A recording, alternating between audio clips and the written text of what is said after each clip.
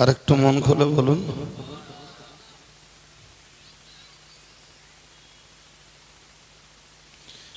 তাহলে কোরআন শুধু ধর্মীয় বিধিবিধান শিক্ষা দেওয়ার জন্য নয়,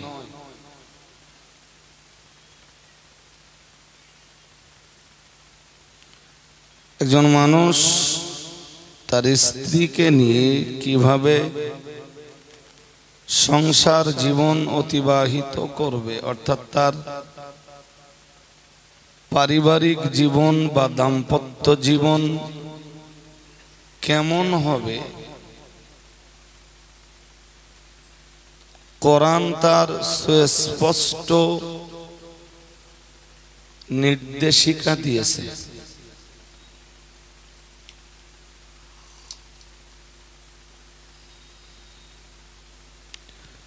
একজন মানুষ অর্থনৈতিক জীবনে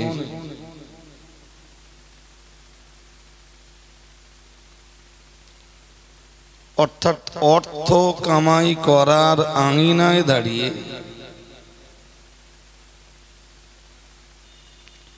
সে কোনটাকে উপার্জন করবে, কোনটা উপার্জন করবে না, কোনটা হালাল কোনটা হারাম,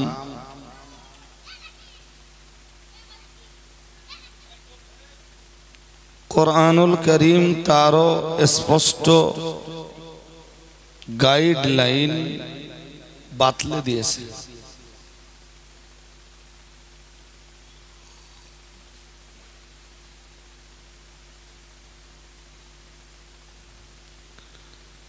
মানুষের রাজনৈতিক জীবন কেমন হবে,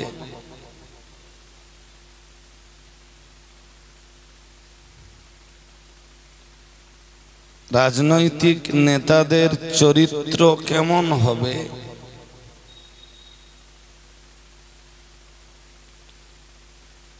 রাজনৈতিক নেতাদের এজেন্ডা কি কি হবে,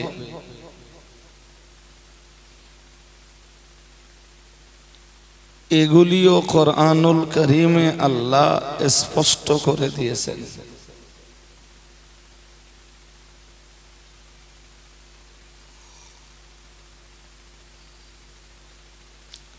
মানুষ সমাজবদ্ধ জীব হিসাবে সামাজিক সমস্যাগুলির সমাধান কিভাবে দেবে, কোরআন তাও বাতলে দিয়েছে।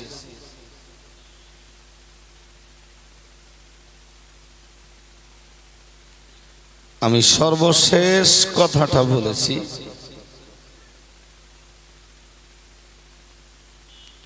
যে একজন মানুষ মরে যাওয়ার পরে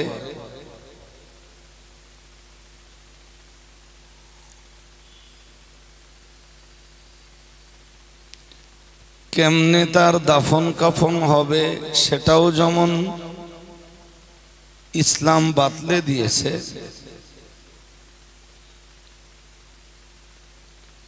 মানুষটির পরিত্যক্ত সম্পদ রেখে যাওয়া টাকা পয়সা জমি জায়গা সোনা দানা অর্থবিত্ত কিভাবে ভাগ বন্টন হবে তার বিধিবিধান ও আল্লাহ কোরআনুল কারীমে দিয়ে দিয়েছেন।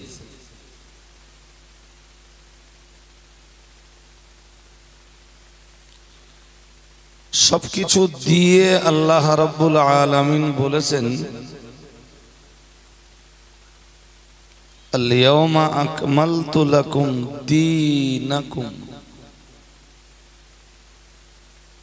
বলেছেন আজ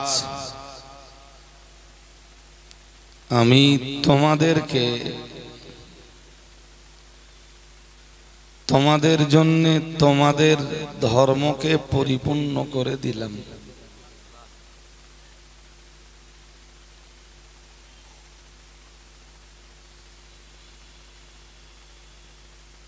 অর্থাৎ কিয়ামত পর্যন্ত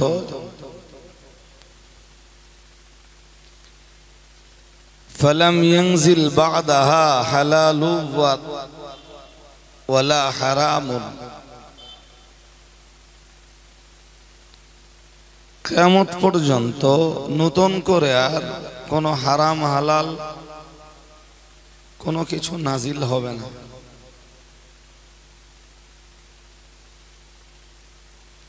হারাম হালালের সব মূল নীতি কোরআনুল কারীমে বলে দেওয়া হয়েছে। সুবহানাল্লাহ। আর একটু মন খুলে বলুন।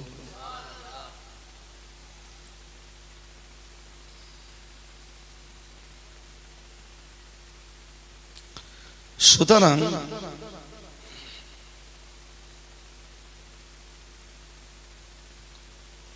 মানব জীবনের প্রয়োজনীয় বিধিবিধানগুলি কোরআনুল কারীমে কোনটা মিলবে?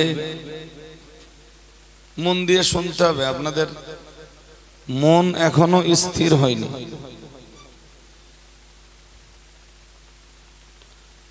মানব জীবনের বহু সমস্যার সমাধান মিলবে কোরআনুল কারীমের স্পষ্ট অংশ দিয়ে, আবার বহু সমস্যার সমাধান মিলবে কোরআনুল কারীমের অস্পষ্ট অংশ দিয়ে।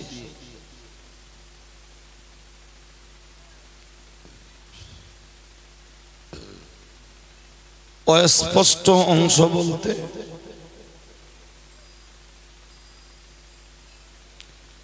মানব জীবনের সব সমস্যার সমাধান কোরআনই করে দেবে।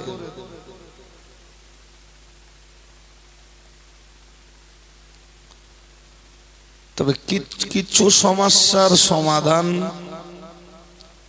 ডাইরেক্ট পাওয়া যাবে, আর কিছু সমস্যার সমাধান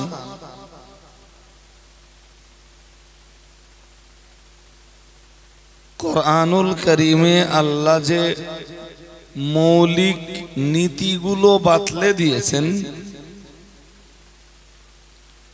ওই মৌলিক নীতিগুলির মাধ্যমে পাওয়া যাবে।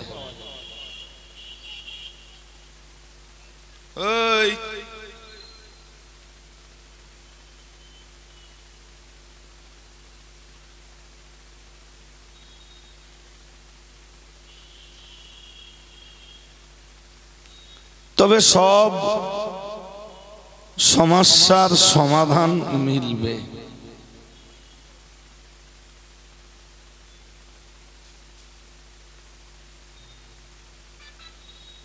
এখন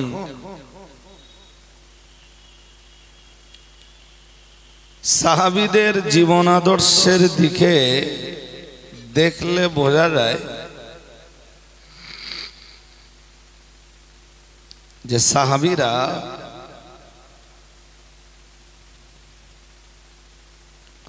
কোরআনুল কারীমের বিধিবিধানকে মান্যতা দেওয়ার ব্যাপারে, মেনে চলবার ব্যাপারে সবসময় আগ্রহী হয়ে থাকতেন। কোনো কিছু নাজিল হলেই সেটা মেনে চলব। সুবহানাল্লাহ বলুন। আমার কথায় পূর্ণাঙ্গ মন দিতে হবে ভাই। আপনাদের মাঝে মাঝে মন এইদিকে যাচ্ছে, এটা গেলে হবে না। এক চিন্তা মন বাইরে দিলে আমি বোঝাতে পারবো না। কি বলেছি শেষ কথাটা? কোরআনুল কারীমের কোন বিধান রাসূলের মুখ থেকে শুনলেই, কোরআনুল কারীমের কোন বিধান রাসূলের মুখ থেকে শুনলেই সেটা মেনে চলবে। কোরআনুল কারীমের কোন বিধান রাসূলের মুখ থেকে শুনলেই সেটা মেনে চলবে। সুবহানাল্লাহ বলুন। আমার কথায় পূর্ণাঙ্গ মন দিতে হবে ভাই। আপনাদের মাঝে মাঝে মন এইদিকে যাচ্ছে, এটা গেলে হবে না। এক চিন্তা মন বাইরে দিলে আমি বোঝাতে পারবো না। কি বলেছি শেষ কথাটা? কোরআনুল কারীমের কোন বিধান রাসূলের মুখ থেকে শুনলেই তা বাস্তবায়ন করে চলবেন। সাহাবীদের মন মানসিকতা ছিল একদম এই রকম স্বচ্ছ এবং পরিচ্ছন্ন।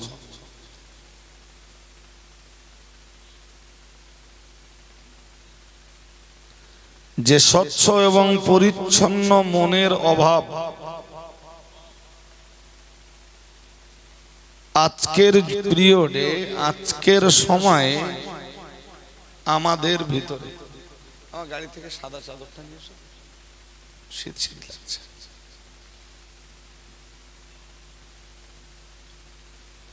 আমরা ঘন্টার পর ঘন্টা কোরআনের বিধিবিধানের আলোচনা শুনি, অথচ বাস্তবায়ন করি না।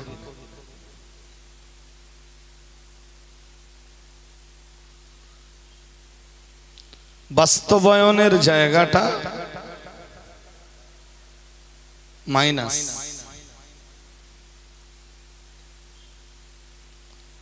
অল্প কিছু মানুষ আছেন যাদের আজও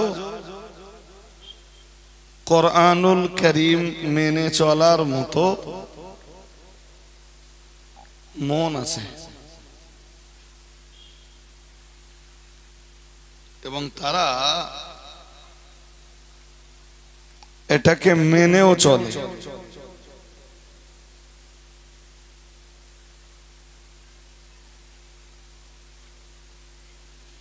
কিন্তু অধিকাংশ মানুষ কোরআনের বিধিবিধানগুলো শুনবার পরেও মেনে চলবার মতো মন তাদের সাধারণত তৈরি হয় না। আমি জানি না ভাই কেন।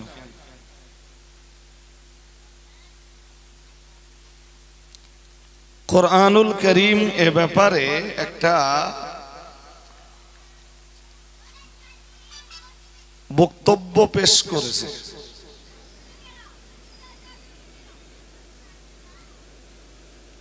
যদি আপনারা ব্যস্ত না হন তাহলে আমি বক্তব্যটা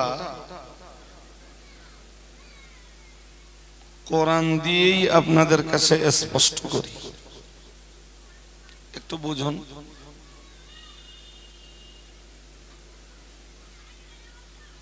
এত চিল্লা চিল্লি হচ্ছে কেন বাইরে? কমিটির ছেলেরা কোথায়?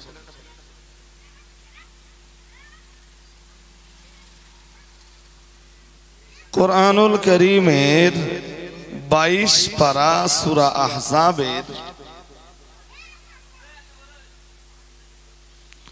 এটা 36 নম্বর আয়াত। আগে আয়াতটা বুঝে নেন। ওমা কানা লিমুমিনিন ওয়ালা মুমিনাতিন ওমা কানা লিমুমিনি ওয়ালা মুমিনাতিন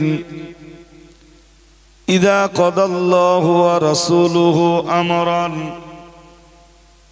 আইয়াকুনা লাহুমুল খিয়ারাতু মিন আমরিহিম ওয়া মান ইয়াসিল্লাহা ওয়া রাসূলাহু ফাকাদ দাল্লা দালালাম মুবিনা।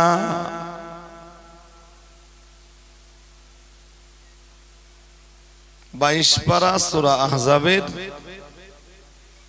36 নম্বর আয়াত। কি আছে আয়াতটায়? ঝটপট বুঝে নেই। আল্লাহ রাব্বুল আলামিন বলেন, ওমা কানা লিমুমিনিন, কোন ঈমানদার পুরুষের এই অধিকার নেই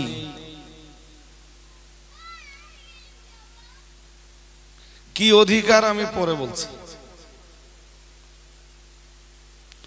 ওয়ালা মুমিনাতিন,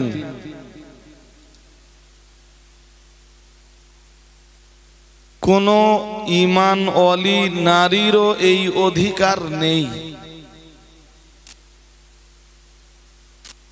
কি অধিকার? ইযা কাদাল্লাহু ওয়া রাসূলুহু আমরান, আল্লাহ যখন কোন সিদ্ধান্ত নেবেন এবং তার রাসূল যখন কোন সিদ্ধান্ত নেবেন, আল্লাহ এবং তার রাসূলের সিদ্ধান্তের উপরে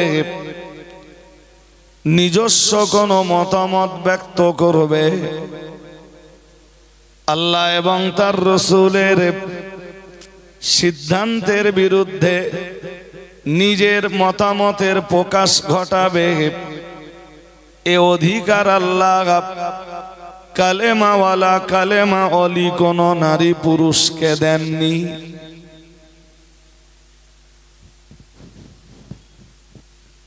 এর অর্থ এইটা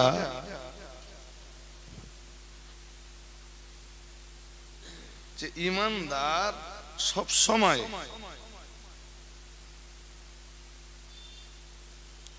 ঈমানওয়ালা ঈমান ওয়ালি নারী পুরুষ সব সময় আল্লাহর সিদ্ধান্তকে মাথা পেতে মেনে নেবে।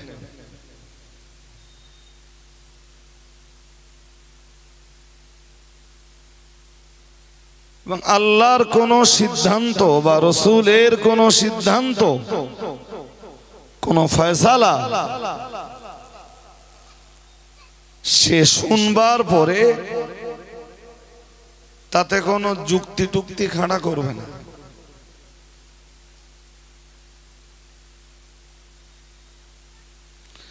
তাতে নিজের কোনো মতামতের প্রকাশ ঘটাবে না।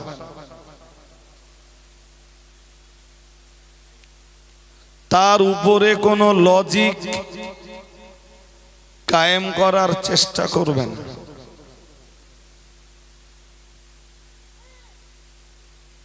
বরং ঈমানদারের বক্তব্য হবে যে ফয়সালা যখন আল্লাহর, সিদ্ধান্ত যখন রাসূলের, আমি তা মেনে নিলাম। কেন? কোরআনের ওই আয়াতের পরবর্তী অংশে আল্লাহ সেটা বলে দিয়েছেন। একটুখানি বাড়ান সাউন্ডটা, হালকা বাড়ান, এমনি কথা বলা যাচ্ছে ভালো। জি, কেন আল্লাহ বলে দিয়েছেন? আল্লাহ বলেন, ওয়া ইয়াসিল্লাহা ওয়া রাসূলাহু ফাকাদ দাল্লা দালালাম মুবিনা। মহান আল্লাহ জানিয়েছেন, কারণ যে মানুষটি আল্লাহর সিদ্ধান্তের এগেনস্টে নিজের মতামত কায়েম করলো, আল্লাহর সিদ্ধান্তের উপরে নিজস্ব মতামতের প্রকাশ ঘটালো, রাসূলের সিদ্ধান্তের উপরে নিজের মতামত পেশ করলো, আর এর ভিতর দিয়ে যে ব্যক্তি আল্লাহ এবং তার রাসূলের অবাধ্যতা অবলম্বন করলো, মহান আল্লাহ জানিয়েছেন ফাকাদ দাল্লা দালালাম মুবিনা।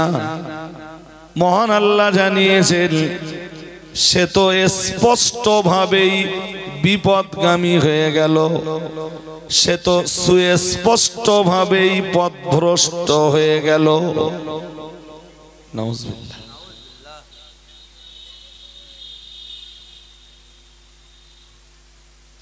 আর একটু জোর করে বলুন।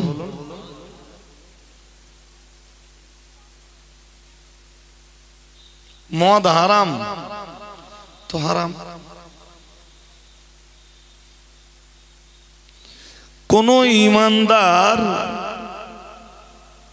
এই মদকে হালাল প্রমাণ করানোর প্রচেষ্টা করতে যে এর উপরে নিজস্ব কোনো মতামত পেশ করতে পারবে না, কোনো যুক্তিও খাড়া করতে, জোরে বলুন, কারণ মদ হারামের ফয়সালা জোর করে বলেন আল্লাহর। কোন এডুকেটেড নারী, দ্যাটস মিন শিক্ষিতা মহিলা বা হায়ার এডুকেটেড কোন রমণী কোরআনে পর্দার বিধান দিয়েছেন আল্লাহ। নারী জাতির জন্য পর্দার বিধান কে দিয়েছেন? জোরে বলুন। অনেক আয়াতে আছে, আমি এক আয়াত থেকে পড়ি। 18 পারা সূরা নূরের 31 নম্বর আয়াত। ভাই কথা যদি না বোঝেন তাহলে সুর শুনে, আওয়াজ শুনে কিচ্ছু হবে না। তো 18 পারা সূরা নূরের 31 নম্বর আয়াত অনেক লম্বা, অনেকটাই লম্বা। আমি একটুখানি অংশ বলছি। পুরা আয়াতটায় আল্লাহ নারীদের বিধান দিয়েছেন। পড়ে দেখবেন সূরা নূরের 31 নম্বর আয়াত। আমি একটা অংশ বলছি। ওয়ালিয়াদরিবিনা বিখুমুরিহিন্না আলা জুয়ুবিহিন্না।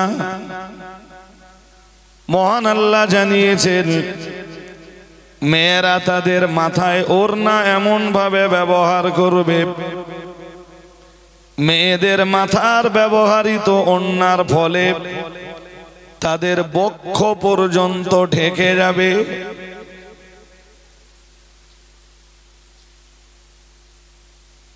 সিদ্ধান্ত কার?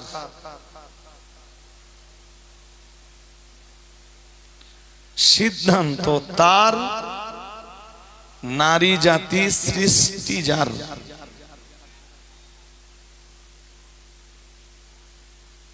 এইটুকু ভালো করে বুঝলে বিষয়টা আরো সহজ হবে। মেয়েরা আমার দিকে তাকান এবার। এই মাথায় কাপড়টা এমন ভাবে দিবে যাতে তাদের বক্ষ ঢেকে যায়। এই এখানে একটা ক্লিপ লাগিয়ে দেবে, এখানে একটা ক্লিপ লাগিয়ে দেবে, আর এটা সামনের দিক দিয়ে এমন ভাবে টেনে দেবে যে মাথার চুল সব ওর ভিতরে আটকে যাবে, গর্দান দেখা যাবে না, হার ব্যবহারের জায়গা দেখা যাবে না, গলা দেখা যাবে না, বক্ষ কারণ নজরে আসবে না, এবং পিঠের কোনো অংশ কারণ নজরে।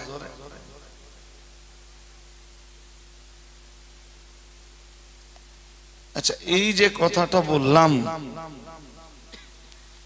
এই বিধান কার? জোরে বলুন। এখন এডুকেটেড থেকে কোন হায়ার এডুকেটেড নারী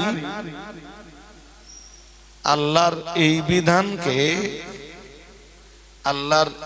এই বিধানকে মেনে নিতে বাধ্য যদি সে কালেমা অলি হয়, যদি সে বলে আমি মুমিনা, যদি সে বলে আমি ঈমান অলি, তাহলে আল্লাহর বিধান মেনে নিতে সে, বলুন এত আস্তে বলতে, আল্লাহর বিধান মেনে নিতে সে বাধ্য না? বাধ্য না। কে মেনে নিতে বাধ্য? মমতা ব্যানার্জি?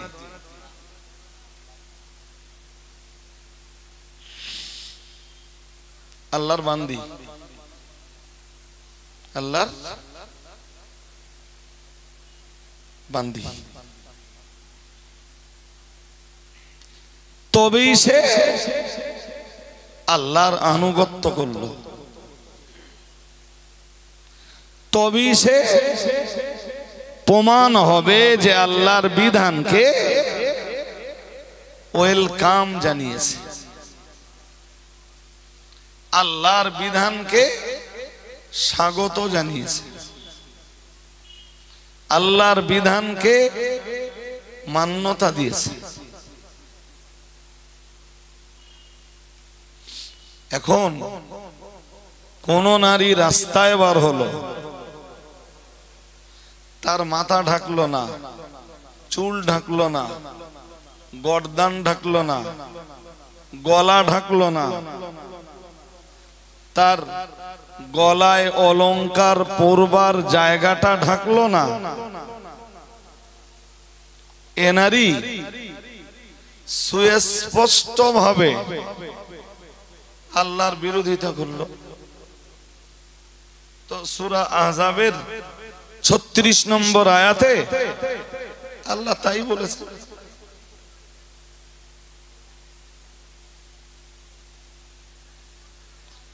ভাই খুব মজার ব্যাপার, আমি একটা হাদিস বলি আপনাদের, আর হাদিসটা খুব মন দিয়ে আপনাদের শুনতে হবে। হাদিসটা বুখারী শরীফের অনেক জায়গায় এসেছে। আমি আজকে যেখান থেকে পড়ছি সেটা হলো বুখারীর 5582 নম্বর হাদিস, 5582, 5500 বলুন 82 নম্বর হাদিস। চলুন কি আছে দেখি। হাদিসটার বর্ণনাকারী হযরত আনাস ইবনে মালিক।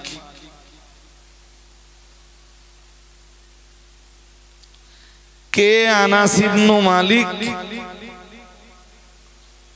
রাসূল পাকের 10 বছরের সেবাদানকারী। কয় বছর? দেখুন সাহাবারা আল্লাহর বিধান কিভাবে মানছে।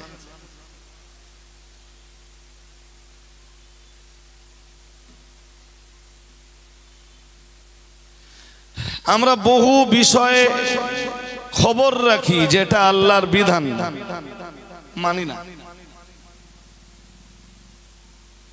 মানি না দুনিয়ার স্বার্থের কারণে, মানি না মনে করি মেনে নিলে সম্মান চলে যাবে। যেমন আবু জেহেল ভেবেছিল যে মুহাম্মদ সাল্লাল্লাহু আলাইহি ওয়াসাল্লামকে যদি আমি মেনে নেই তাহলে আমার আর নেতৃত্ব থাকলো কই।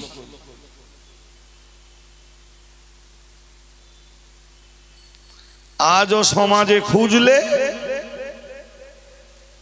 আবু জাহেলের এরকম ভাইরা ভাই গ্রামে হয়তো দু চারটে করে পাওয়া যাবে, যারা ভাবে যে যদি আমি কোরআন মেনে নেই তাহলে আমার নেতৃত্ব থাকবে না। শুনছেন নাকি? হ্যাঁ, আমি কি বলছিলাম ওয়াজ করতে করতে মনে আছে যে কোরআন এমন একটি গ্রন্থ যাতে রয়েছে সব বিষয়ের ফয়সালা। এমনকি একজন মানুষ মারা যাবার পরে তার পরিত্যক্ত সম্পদ, ছেড়ে যাওয়া সম্পদ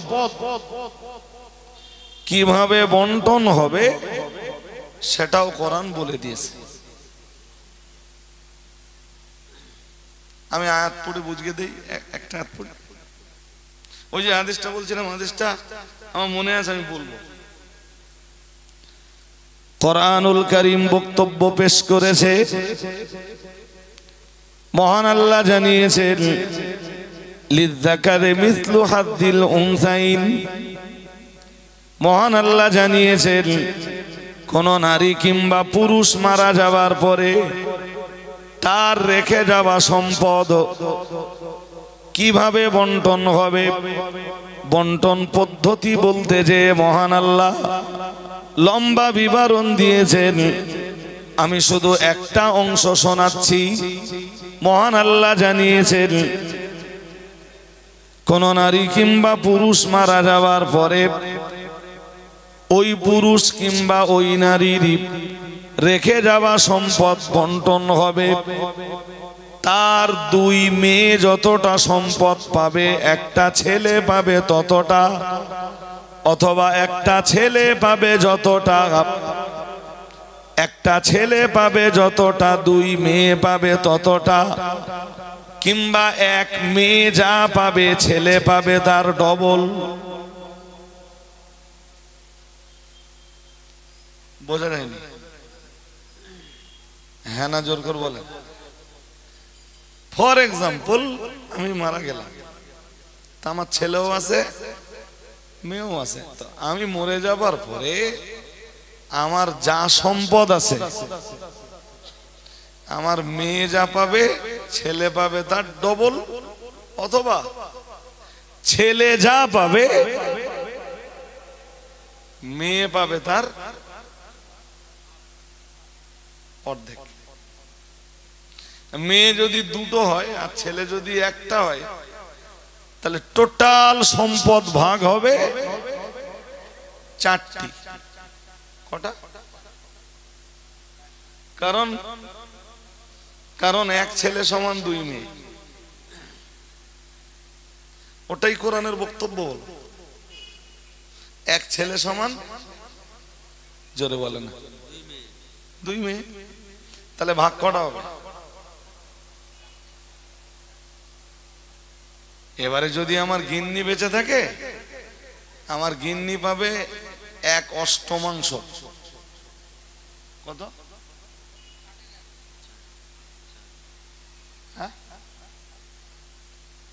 1/8, মানে টোটাল সম্পত্তির 8 ভাগের, বলুন, গিন্নি পাওয়ার পরে এবারে ছেলে মেয়েদের ভিতরে বাকি সম্পদটা মেয়ে যা পাবে ছেলে তার ডবল পাবে। আমি কি বোঝাতে পারলাম? পারিনি? পারলাম। হাজরিনে মজলিস, এটা নারী পুরুষ সকলের জন্য। পুরুষ মূল্য না নারী মূল্য ওটা দেখবার বিষয় নয়। ছেড়ে রেখে যাওয়া সম্পদের বিধান সবার ক্ষেত্রে সমান। বুঝতে পারেননি? ও বাপ মরে গেলেও যে নীতি, মা মরে গেলেও একই নীতি।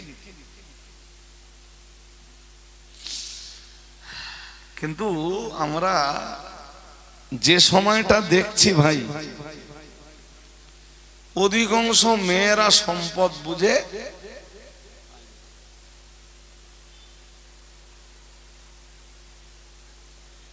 কিছু বলুন আপনারা। পাচ্ছে না মানে আমরা দিচ্ছি না, পাচ্ছে না মানে। আর যারা একটু জোর জবরদস্তি করে বার করে নিচ্ছে সেই ভাইয়ের সাথে সেই বোনের আর কোনো সম্পর্ক। আচ্ছা, এই পর্যন্ত শোনার পর এবার একটা মশলা বলুন দেখি আপনাদের ব্রেনে। যদি আপনারা আমার এই পর্যন্ত বক্তব্য বুঝে থাকেন, মশলাটা বলতে পারবেন। আচ্ছা বলেন তো, একটা লোক বিয়ে করেছে, সংসার করেছে, আলাওলাদ হয়েছে, শুনছেন নাকি? হ্যাঁ, তার স্ত্রী মারা গেছে, মোহরানা দেওয়া হয়নি। সারা জীবন সংসার করেছে, সারা জীবনে মোহরানা শোধ করিনি।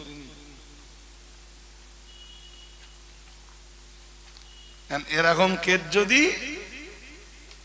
সমাজে থাকে, আর স্ত্রী যদি বেঁচে থাকে, স্বামী যদি আগে মারা যায়, তখন সবাই দৌড়ে স্ত্রীর কাছে যায়, বলে তোমার স্বামী মারা গেছে, তা মোহরানা খুলে দেছ।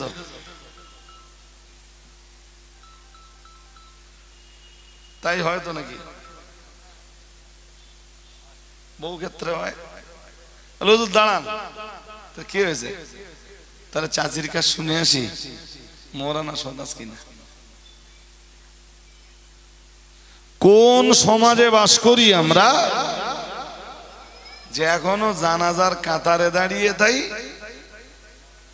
মোহরানা? দুজন এসে বলে হ্যাঁ হুজুর চাচির কাছে শুনে এসেছি। তাহলে চাচি কি বলেছে? তাহলে চাচি মোহরানা শোধ করতেছে। চাচা মরে গেছে, চাচি বেঁচে আছে, তাই চাচি মাফ করতেছে। চাচি মরে গেছে, চাচা, চাচি মারা গেছে, চাচা কি হবে?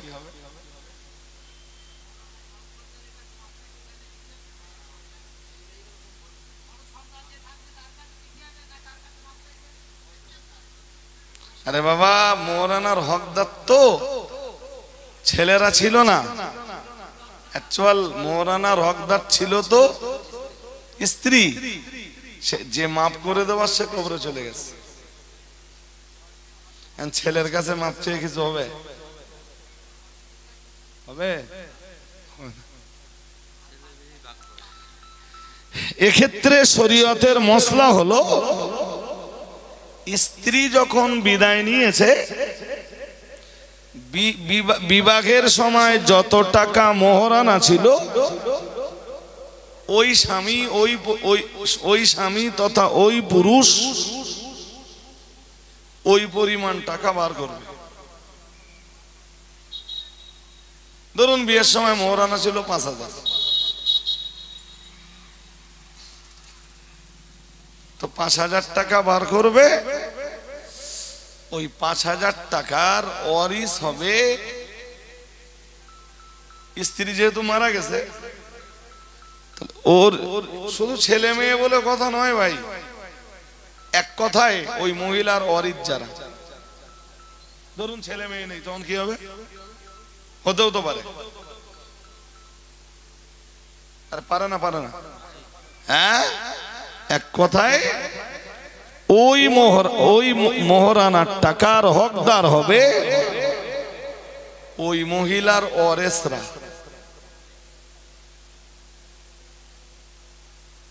আমি কি বোঝাতে পারলাম? হ্যাঁ না জোর করে বলেন। বুঝলেন? আলহামদুলিল্লাহ। যদি কেউ ফতোয়া দেয় যে টাকা মাদ্রাসায় দিলে হয়ে যাবে,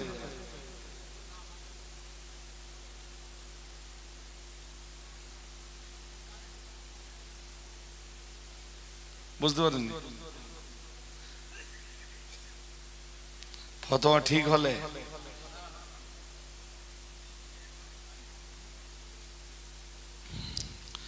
হাদিস শরীফ জন্যই বিবরণ দিয়েছে প্রিয় নবী মুহাম্মদুর রাসূলুল্লাহ সাল্লাল্লাহু আলাইহি ওয়াসাল্লাম।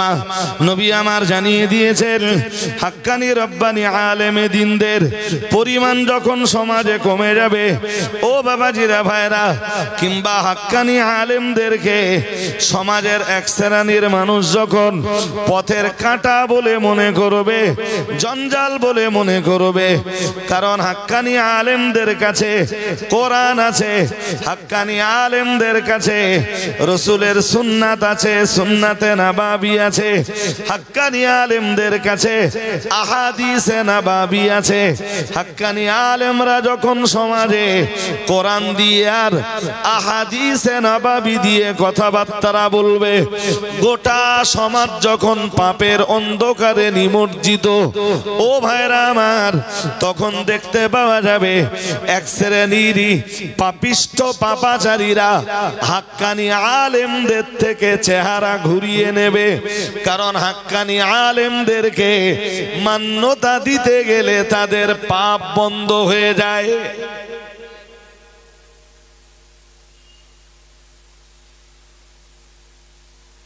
কোরআন কি পাপকে সমর্থন করবে? হাদিস কি পাপকে সমর্থন করবে?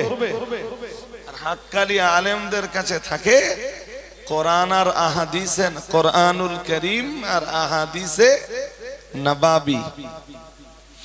আর হাক্কানি আলেমরা সব মজলিসে এসে কোরআন হাদিস দিয়েই কথা বলবে।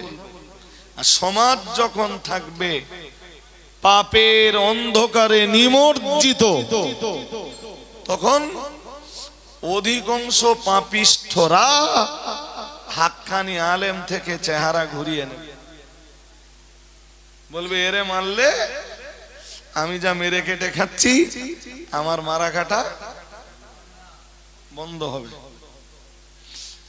এ হুজুর মেনে চললি আমি মদ খাচ্ছি আমার মদ খাওয়া বন্ধ হবে।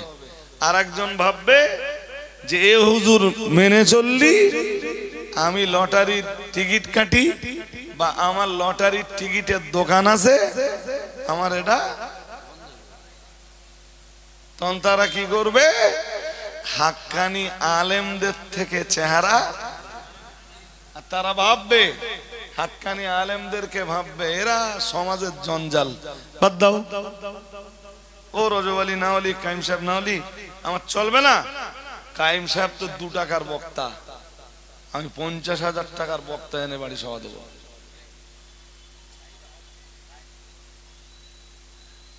মেলান আপনি আমার কথার সাথে?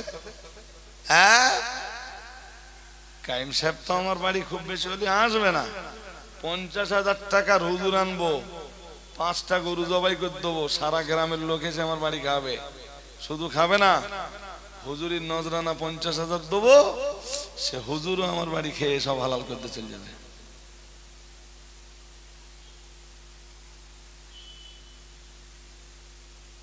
এটা চলতেছে।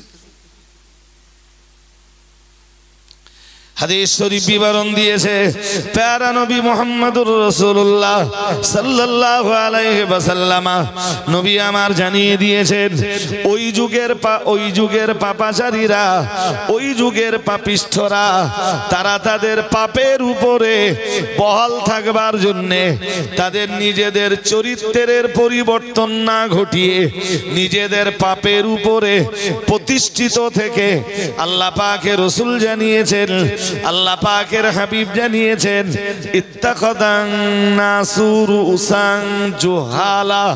রাসূলুল্লাহ জানিয়েছেন ওরা তখন মূর্খদেরকে ধর্মীয় নেতা, মূর্খদেরকে ধর্মীয় লিডার, মূর্খদেরকে আলেমের চেয়ারে বসিয়ে দেবে।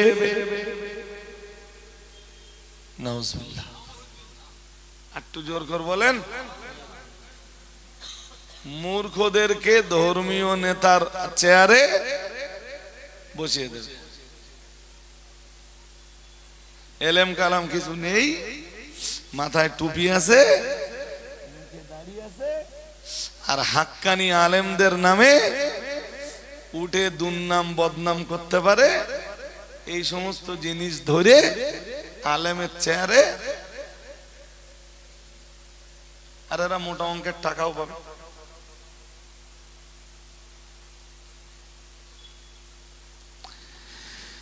হাদিস শরীফ বিবরণ দিয়েছে, ইত্তাখাযান নাসু রুসান জুহালা, রাসূলুল্লাহ জানিয়েছেন ওরা তখন আলেম থেকে চেহারা ঘুরিয়ে, হাক্কানি আলেমদের থেকে মুখ ঘুরিয়ে মূর্খদেরকে ধর্মীয় নেতার আসনে বসিয়ে দেবে, মূর্খদেরকে ধর্মীয় লিডারের আসনে বসিয়ে দেবে। ও বাবাজিরা ভাইরা, শুধু মূর্খদেরকে ধর্মীয় নেতার আসনে বসিয়ে দেবে তাই না, প্যারা নবী মুহাম্মদুর রাসূলুল্লাহ সাল্লাল্লাহু আলাইহি ওয়াসাল্লাম আল্লাহ পাকের নবী জানিয়ে দিয়েছেন, ও সাহাবীরা মনে রাখো, ও উম্মতিরা মনে রাখো, ফাসুইলু ফাফতাউ বিগাইরি ইলমিন, রাসূলুল্লাহ জানিয়েছেন আর ওই মূর্খদের কাছেই ওরা তখন ফতোয়া জিজ্ঞাসা করবে।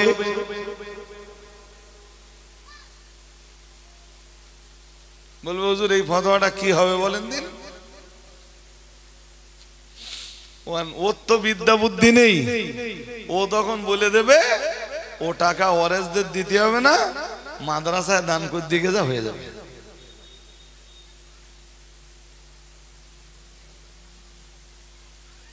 বুঝতে অসুবিধা হচ্ছে নাকি? এই একটু আগে যেমন বললাম,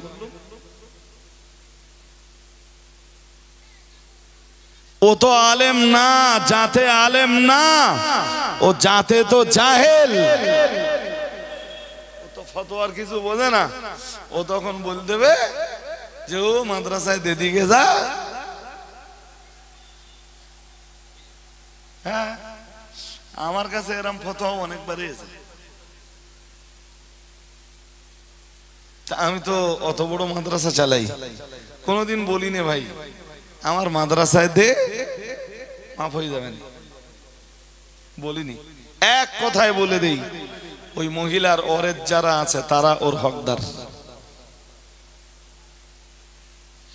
এবারে সব হকদাররা মিলে যদি বলে যে মা তো বেঁচে নেই, এটা মায়ের টাকা, তা আমরা আমাদের অধিকার ছেড়ে দিলাম, দিয়ে মায়ের টাকা আমরা মায়ের কবর জগতের শান্তির জন্য আমরা কোন মাদ্রাসায় দান করে দেব।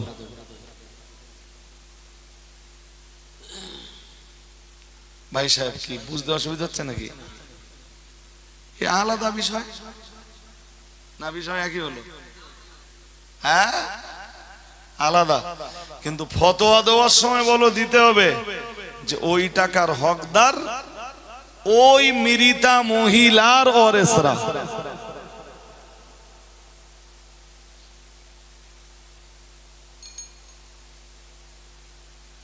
টাকায় বহু কিছু হালাল হয়ে যায় বলো।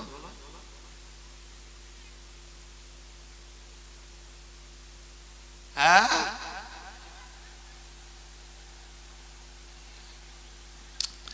হাজিরিনে মজলিস মনে রাখুন, ১৫০০ বছর আগে প্যারা নবী মুহাম্মদুর রাসূলুল্লাহ সাল্লাল্লাহু আলাইহি ওয়াসাল্লাম নবী আমার ওটাই জানিয়েছেন, ও আমার সাহাবীরা মনে রাখো, আমি মুহাম্মদুর রাসূলুল্লাহ সাল্লাল্লাহু আলাইহি ওয়াসাল্লাম আমি আল্লাহ পাকের নবী বলছি, ফাসুইলু ফাফতাউ বিগাইরি ইলমিন, রাসূলুল্লাহ জানিয়েছেন ওই পাপাচারীরা, পাপিষ্ঠরা আলেমদের থেকে চেহারা ঘুরিয়ে নেবে, আর ওরা যখন আলেমদের থেকে চেহারা ঘুরিয়ে নেবে তখন তো ওদের ধর্মীয় নেতা প্রয়োজন, রাসূলুল্লাহ জানিয়েছেন।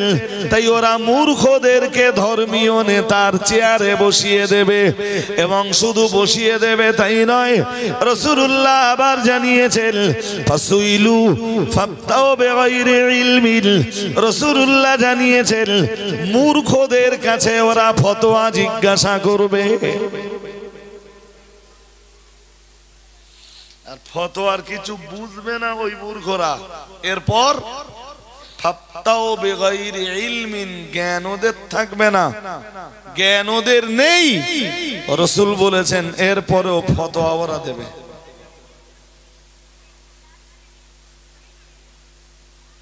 ফল কি হবে? এর ফল এর ফলাফল ঘোষণা দিতে যে রাসূলুল্লাহ জানিয়েছেন ফাদাল্লু ওয়া আদাল্লু প্যারা নবী মুহাম্মদুর রাসূলুল্লাহ সাল্লাল্লাহু আলাইহি ওয়াসাল্লাম আমার আল্লাহর নবী জানিয়ে দিয়েছেন এর ফলাফল হবে ওরা অজ্ঞতাবশত ইলম না থাকবার কারণে ভুল ফতোয়া দেওয়ার কারণে রাসূলুল্লাহ জানিয়েছেন ওরা নিজেরা পথভ্রষ্ট হয়ে যাবে, ওরা নিজেরা বিপদগামী হয়ে যাবে। দয়ার নবী মুহাম্মদুর রাসূলুল্লাহ সাল্লাল্লাহু আলাইহি ওয়াসাল্লাম জানিয়েছেন ওয়া আদাল্লু রাসূলুল্লাহ জানিয়েছেন আর ওদের ফতোয়া অনুসরণ করে যারা চলবে, ওদের ফতোয়ায় যারা জিন্দাবাদ দেবে, রাসূলুল্লাহ জানিয়েছেন তারাও পথভ্রষ্ট হয়ে যাবে। যে ওই রকম ভুল ফতোয়া দেবে তার জায়গা যেমন জাহান্নাম, রাসূলুল্লাহ জানিয়েছেন ওই ফতোয়ার অনুসরণ করে যারা চলবে তাদের জায়গাটাও তেমন জাহান্নাম। বলুন নাউজুবিল্লাহ। আর একটু জোর করে বলেন। এসব কথা আমি বলছি? হ্যাঁ, এসব কথা আমি বলছি? হাজিরিন ভাই, চলুন এবার ওই আনাস ইবনে মালিক থেকে ওই যে হাদিসটা শোনাচ্ছিল, মনে আছে? হ্যাঁ না বলে না? মনে আছে? ওটা বলে ফেলে একটু। হ্যাঁ, কত নম্বর হাদিস বলেন দিন? বুখারীর দিয়ে কেন মনে আছে? এই তো ভালো মনে রেখেছেন, 55-82। 55 কোন শরীফ? বেশ বেশ, এক্সিলেন্ট, দারুণ। বর্ণনাকারী সাহাবীর নাম আনাস ইবনে মালিক। উফ, এটা মনে করে যে আমি সব সময় ফ্রি থাকি। হযরত আনাস বলছেন কুনতু আসকি আবা উবাইদাতা ওয়া আবা তালহাতা ওয়া উবাই ইবনে কাব মিন ফাদিকিন যাহাবিন ওয়া তামারিন। এই পর্যন্ত থাকে, এই পর্যন্ত থেকে বুঝে না। আনাস ইবনে মালিক বলছেন যে একবার আমি, তার আগে একটু বলে নেই, মদ তখনও হারাম হয়নি, তখনও মদ হারামের ঘোষণা তখনও আসেনি। আনাস বলছেন আমরা একটা আসরে বসেছিলাম, সেই আসরে আবু ওবায়দা ছিলেন।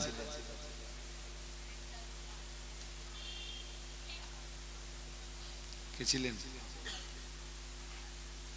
সেই আসরে আবু তালহা ছিলেন। আবু,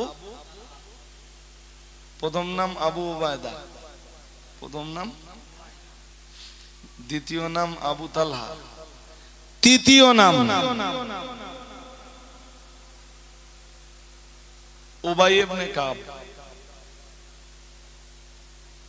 এই তিনজন আর ওদের সঙ্গে আমি, চারজনে মিলে একটা আসর। শুনছেন? কয়জন মিলে একটা আসর?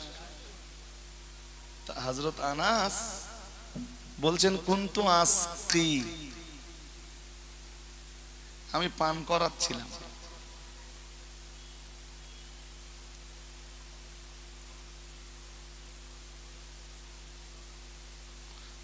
পাত্রে মদ। কাকে পান করাচ্ছে? আবু ওবায়দাকে। আনাস খাওয়া লোক না। আবার বলছি, এই এতগুলো ক্যামেরা ওপেন আমার সামনে, আমাদের তো ভাই গাল হা করার কোনো উপায় না। আবার কে হয়তো বলবেনই যে রজব আলী সাহেব সাহাবীদেরকে তাই।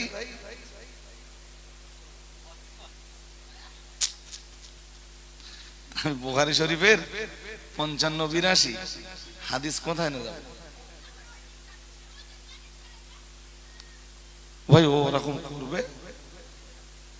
আর আজকে আমারও একটু ডিস্টার্ব হয়েছে, এমনি শারীরিক ভাবেও আমি খুব ভালো জায়গাতে নেই, এটা আপনারা জানেন না।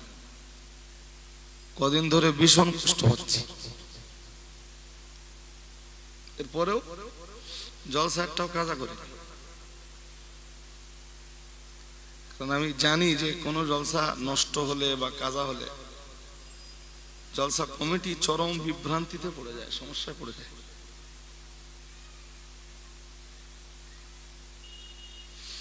খেজুরের তৈরি মদ, কিসের তৈরি? হযরত আনাস নিজে খায় না, ঢেলে ওদেরকে খাওয়ায়।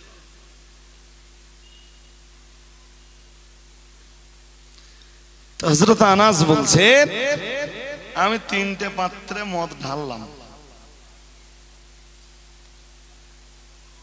আর আরাবিয়ানদের সে যুগেও ওই রীতি ছিল যে একটা পাত্রে ঢালা হয়ে গেলে সামনে রাখলে সে খাবে না, 3টে পাত্রে ঢালা হবে সবাই। আরে বাবা, মদ তখনও হারাম হওয়ার আয়াত নাযিল হয়নি, এবার নাযিল হবে। তা আনাস ঢেলে রেখেছে, ওনারা 3 জন এবার খাবেন।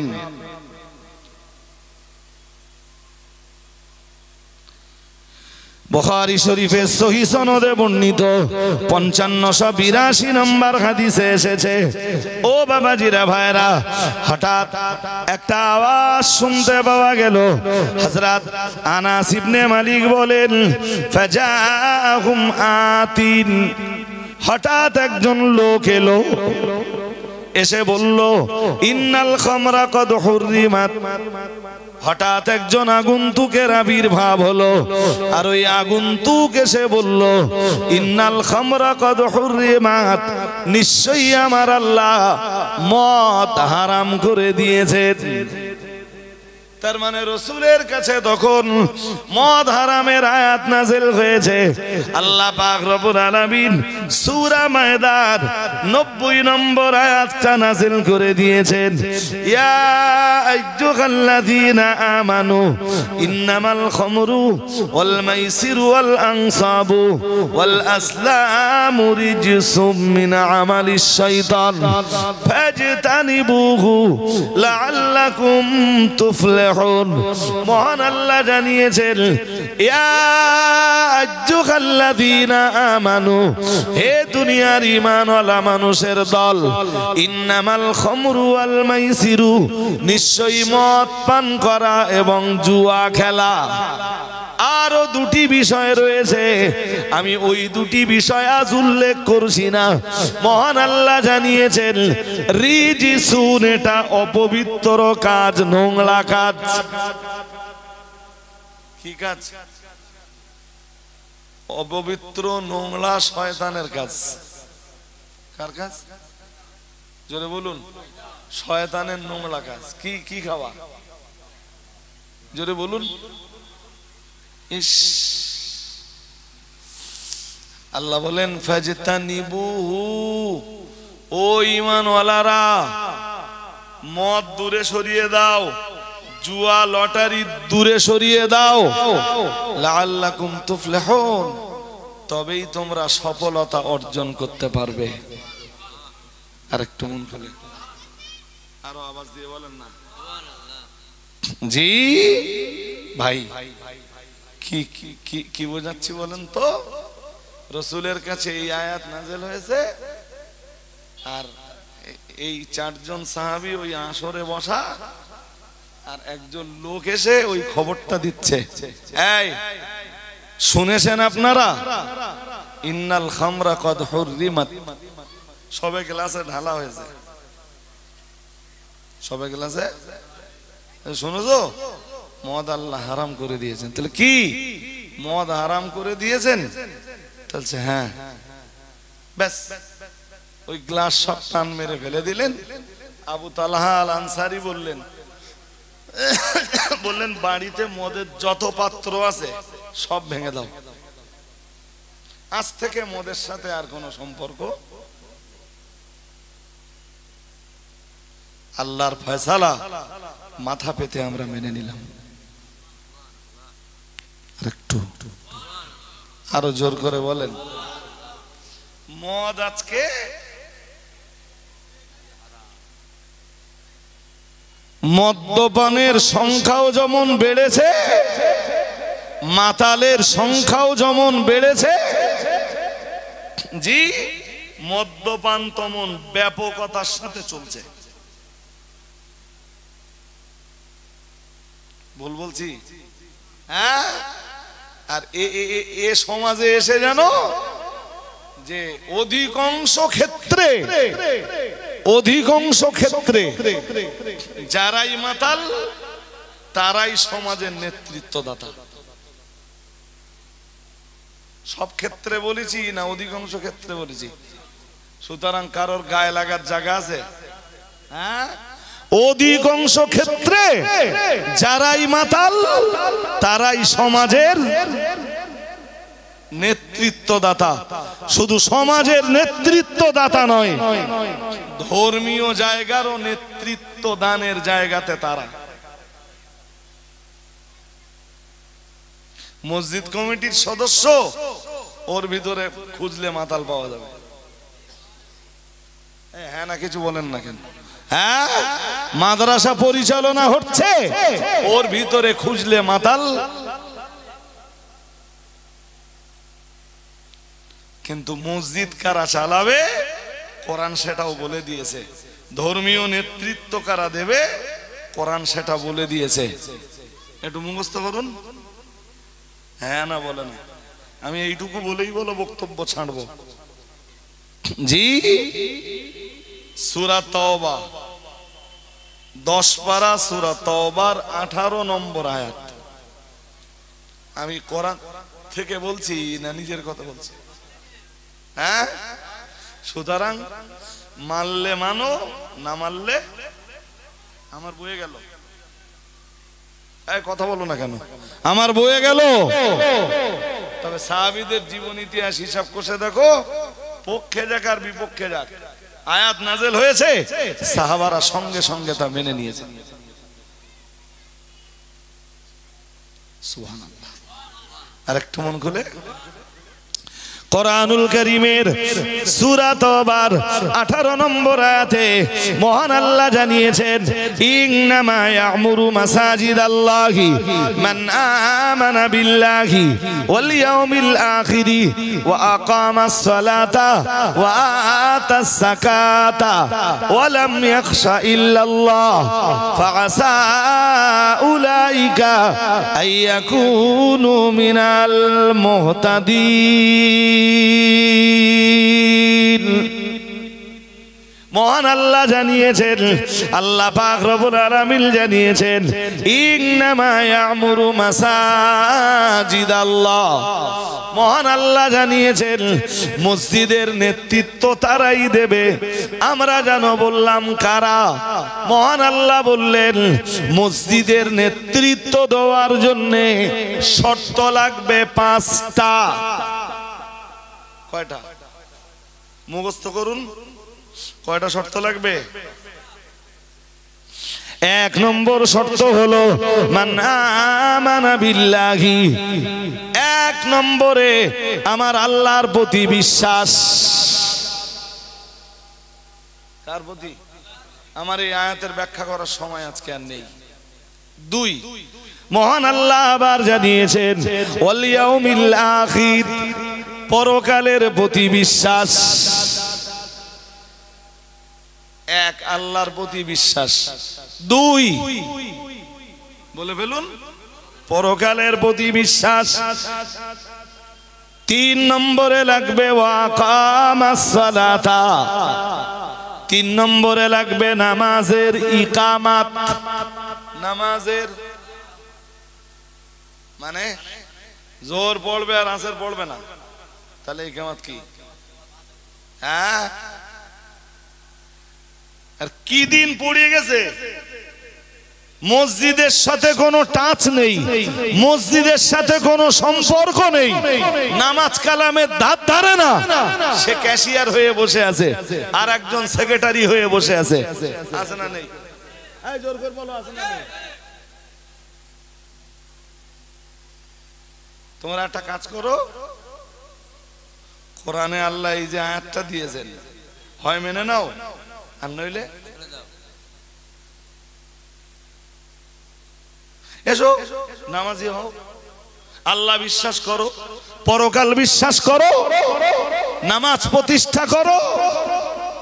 আর 4 নম্বরে মহান আল্লাহ জানিয়েছেন ওয়াতাস যাকাতা, মহান আল্লাহ জানিয়েছেন যাকাত প্রদান করা। যারা যাকাত প্রদান করে, তাহলে যারা আল্লাহ বিশ্বাস করে, 2 নম্বরে পরকাল বিশ্বাস করে, 3 নম্বরে যারা সালাত কায়েম করে, 4 নম্বরে যারা যাকাত দেয়, 5 নম্বরে মহান আল্লাহ জানিয়েছেন ওয়ালাম ইয়াখশা ইল্লাল্লাহ, আল্লাহ ছাড়া আর কাউকে ভয় করে না, আল্লাহ ছাড়া। মহান আল্লাহ জানিয়েছেন এই 5টা গুণ যারা জোগাড় করতে পারবে, তারাই ধর্মীয় নেতৃত্ব দেবে, তারাই মসজিদের নেতৃত্ব দিবে। আর একটু মন খুলে বলেন, কয় গুণ? আপনি ঘুরে আসুন সারা বাংলার বিভিন্ন প্রান্তে। এ তো বসিরহাট মহকুমা অনেক ভালো, আমার সাথে একটু বাইরের দিক যাবেন, যে দেখবেন অজের স্টেজের সভাপতি শেমালের দাঁড়িয়ে,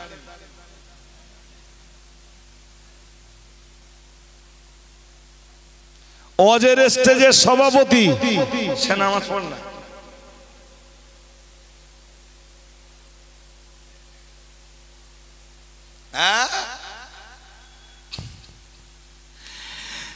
একজন লোক এসে রাসূলুল্লাহকে জিজ্ঞেস করলো, মাতা সাআ ইয়া রাসূলুল্লাহ ইয়া হাবিবাল্লাহ, হুজুর কিয়ামত কবে হবে? রাসূল বললেন, ইযা দুইয়াতিল আমানাতু ফান্তাদিরিস সাআ।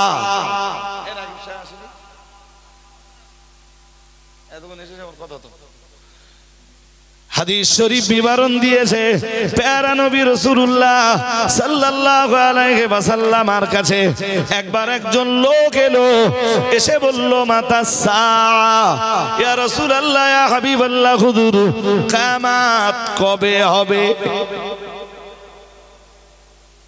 তো রাসূল বললেন, জি, যদিও বুখারীর হাদিসে একটু অন্য এসেছে, রাসূল তখন এই জনসাধারণের সাথে কথা বলছিলেন, আর একটা লোক এসে বলল কিয়ামত কবে হবে। তা রাসূল সবার সাথে কথা শেষ করে এবার বললেন, সেই যে লোকটা প্রশ্ন করছিল, কই, বলো তোমার কি প্রশ্ন ছিল? লোকটা বলল, হুজুর আমার প্রশ্ন ছিল কিয়ামত কবে হবে। রাসূল বললেন, কিয়ামত কবে হবে? ইযা দুইয়াতিল আমানাতু ফান্তাদিরিস সাআ। রাসূলুল্লাহ বললেন, যখন আমানাতের খেয়ানত হবে তখন তোমরা কিয়ামতের অপেক্ষা করো। সাহাবী বললেন, ক্বালা কাইফা ইদাআতুহা ইয়া রাসূলুল্লাহ। সাহাবী বললেন, ইয়া রাসূলুল্লাহ, আমানাতের খেয়ানত আবার কেমনে হবে? হুজুর আমানাতের খেয়ানত হবে বুঝলাম, কেমনে হবে এইটা তো বুঝলাম না। প্যারা নবী মুহাম্মদুর রাসূলুল্লাহ সাল্লাল্লাহু আলাইহি ওয়াসাল্লাম, আল্লাহ পাকের নবী তার জবাব দিয়ে বলেছিলেন, ক্বালা ইযা উসিদাল আমরু ইলা গায়রি আহলিহি ফান্তাদিরিস সাআ। রাসূলুল্লাহ বলেছিলেন, সমাজের অযোগ্য লোকদেরকে যখন যোগ্য মানুষের চেয়ারে বসিয়ে দেওয়া হবে, রাসূলুল্লাহ বললেন, আল্লাহর হাবিব বললেন, তখন আমানাতের খেয়ানত হবে, আর তখনই তোমরা কিয়ামতের জন্য অপেক্ষা করো। অযোগ্য লোকগুলোকে যখন যোগ্য লোকের চেয়ারে বসিয়ে দেওয়া হবে, শুনছো নাকি? হ্যাঁ, আলেমের চেয়ারে উঠে জাহেল বসে থাকবে, বুঝতে পারোনি? আলেমের চেয়ারে কে? কোন যোগ্যতা থাকবে না, অথচ সমাজ তাকে পীর বলবে। শুনছেন নাকি? বক্তব্যের প্রাসঙ্গিকতা শেষ, কোনো যোগ্যতা থাকবে না, অথচ মসজিদের সেক্রেটারির চেয়ারে বসে যাবে। বুঝতে পারেননি? কোনো যোগ্যতা থাকবে না, মসজিদের ক্যাশিয়ারের আসনে বসে যাবে। রাসূল বললেন তখন কিয়ামতের অপেক্ষা করো, আমানাতের খেয়ানাতের অপেক্ষা করো। আর আমানাতের খেয়ানাত হলে মনে করো কিয়ামত খুব খুব খুব খুব কাছাকাছি। ত্রুটি বিচ্যুতি ক্ষমা করুন। ভাই মৌলানা আব্দুর রাকিব সাহেব হুজুর এসেছেন, আমি শুধু শেষ কথাটা বলছি। পয়লা দোসরা তেসরা ফাল্গুন জামিয়া রহমানিয়া রিসালাত সাওয়াব সবার দাওয়াত থাকলো, মেহেরবানি করে যাবেন, অন্তর খুলে দুরূদ শরীফ পড়ুন। আল্লাহুম্মা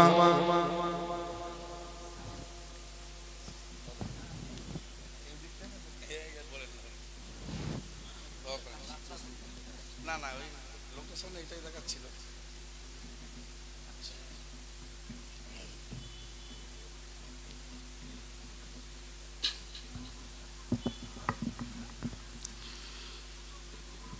আসসালামু আলাইকুম ওয়া রাহমাতুল্লাহি তাআলা ওয়া বারাকাতুহু। আলহামদুলিল্লাহি নাহমাদুহু ওয়া